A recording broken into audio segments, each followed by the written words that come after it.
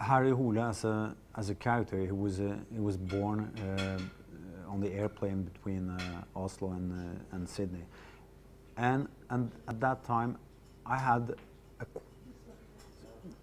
an idea of what kind of guy he was, and it's always hard to remember how the original idea was. It's like when you have a friend and you've known him for many years. When you look back, you really can't remember how it was, what your first impression was because it sort of develops so over time. But I think that the Harry that was born on that flight more or less was the same person that was in the Batman that I wrote in Australia.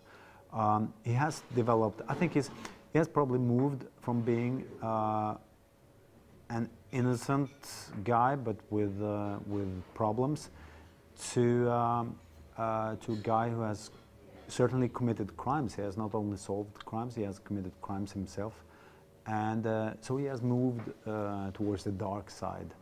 And over the years he has become more and more like the criminals that he's hunting. So the story also is becoming darker and darker. I've been asked a lot of times how much Harry Hole is in me. And the first years and when I did interviews for the first couple of novels, I always said and honestly meant that there's nothing of Harry in me, that he's totally a character of fiction. Now, over the years, I realized that that is not absolutely true. There's probably more of Harry in me and more of me in Harry than I realized. But it's something that you see later on when you look back, and you can see why you wrote about his personal dilemmas, that it has to do with your own life. And it's also hard to not to put yourself into a character that you write so much about, and just choosing Harry's point of view makes it impossible not to use yourself in that character.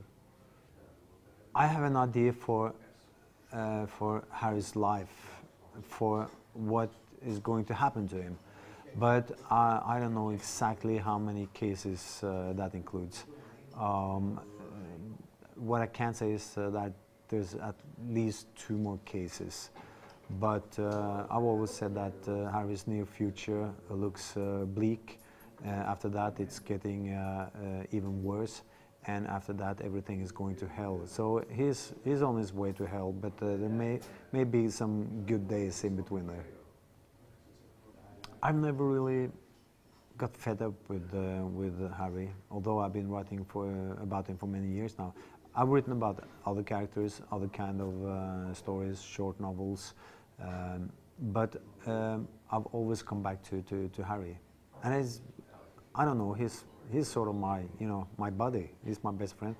Over the years, I've got to know him quite well, and I like the mix of bad guy, good guy that's in Harry, and that he's not the perfect guy, but his intentions are good, and he's always trying to do good.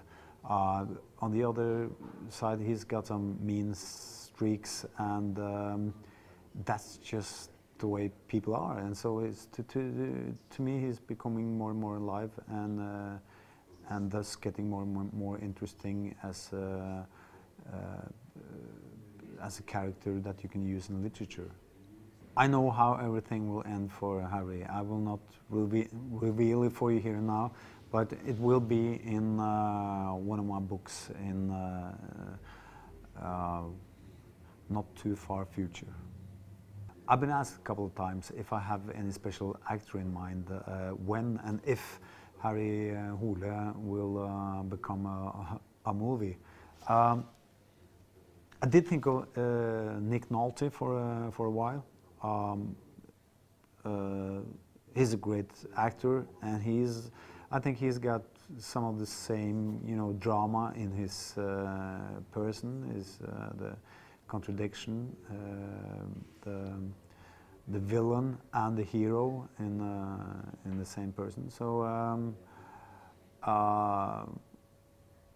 but it's hard for me, you know. I don't think in terms of films. I've said no to Harry Hole becoming a film because I'm still in the process of writing the series, so I don't want anything to disturb my work. But when I'm finished with the series, it certainly will be interesting to see. And if they still want to make a movie out of it, then it will be interesting to see what actors could suit that role. Øystein Eikeland, which is actually a friend of mine, so I've been allowed to use his name. He is the cab driver and Harry's closest friend, and his maybe not his soulmate, because he in my next novel, The Leopard, Harry asks Øystein why did they become friends, because they are so different. And Øystein said that, well, we have one thing in common. We couldn't find any other friends, so that's why. And but you know, he's a very funny guy, and he's a simple guy, but then again a very intelligent guy, and he's great. He's a great talker, you know, and Harry loves to talk with him. And he's also, since Harry doesn't like to tell too much about himself, he's nice to have there because he can tell us things about Harry that Harry himself can't see, and you know, things from his youth and when they grew up. So he's very useful for that purpose.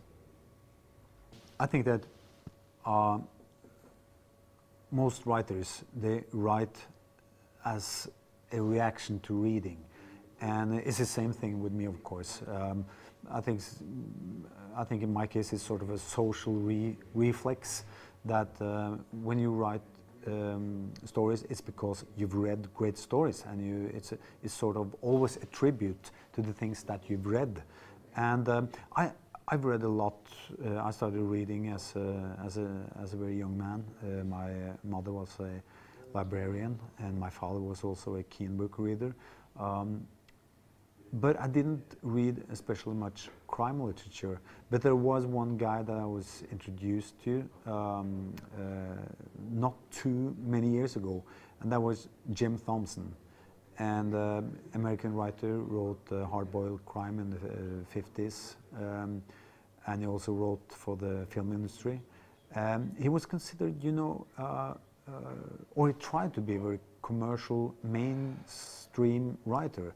But he was so good at writing. I mean, he was a true artist. So I don't think he was able, you know, to write mainstream enough, because he had his ideas were too original. His urge to sort of drill into the human mind and human nature was too strong. So he's just, you know, it was called the dime store Dostoevsky. I think that's exactly what it is. So if I have like one favorite crime writer, it must be Jim Thompson. I think that what drives you as a writer, or at least drives me, is not how the book will do. I don't portray the reader when I write. I'm just trying to create a story that I myself can read in 10 or 20 years and still think is a very, very good story. I never thought of in terms of success nationally or internationally. On the other hand, when your job is to sit in a little room with your laptop and write stories, it's very bizarre, you know, to travel around the world. Last year I was in Manila in the Philippines, and I saw my book behind the counter, and it just strikes you that it can't be you. It's impossible that I sit in my little room in Oslo and write about things in Oslo, people in Oslo, things that I know, this restaurant here, and there's an audience in Philippines that are reading about these restaurants where I used to have my dinner and my beers.